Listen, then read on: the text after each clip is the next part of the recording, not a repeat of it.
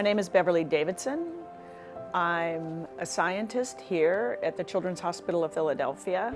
I'm a professor of pathology and lab medicine at the University of Pennsylvania. And I'm also the center director for the Raymond G. Perelman Center for Cellular and Molecular Therapeutics. My focus is on genetic therapies for inherited brain disorders. The goal is to develop these therapies for currently incurable diseases. These are disorders such as lysosomal storage diseases that affect children. Right now, there are very few therapeutic options to get those missing enzymes back to the brain.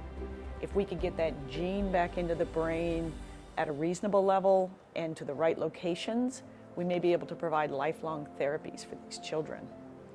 So we undertook what's called a capsid screen, and basically what we're doing with that capsid screen is identifying better tools to get that genetic medicine to the brain. Currently, we're using old-style therapies to accomplish that. They're not very effective, they're not very efficient.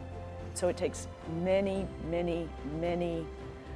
copies to get that some level of therapy to the brain. And our goal and our approach was to reduce that the amount that we had to deliver by 10-fold, 100-fold, maybe even 1,000-fold.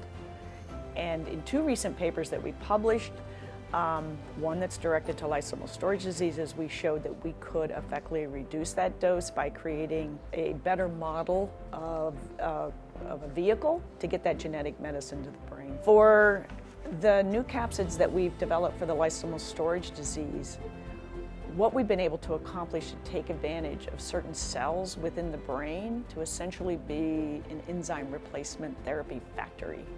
So we put the gene back into those cells manufacture the missing protein, and that missing protein is distributed throughout the brain for essentially a brain-wide protein therapy.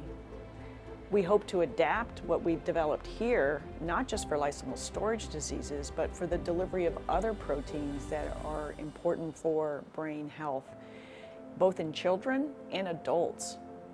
An example would be, you've probably heard of the recent advances in antibody therapies for adult onset dementias. Those antibody therapies are given high dose, frequently, peripherally.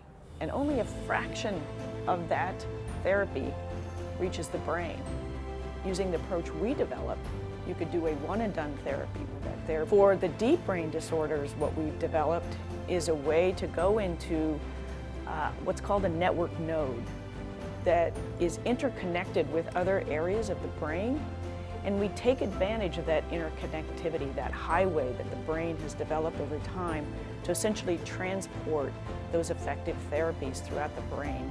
And this is really critical because some of these disorders don't affect the entire brain, but they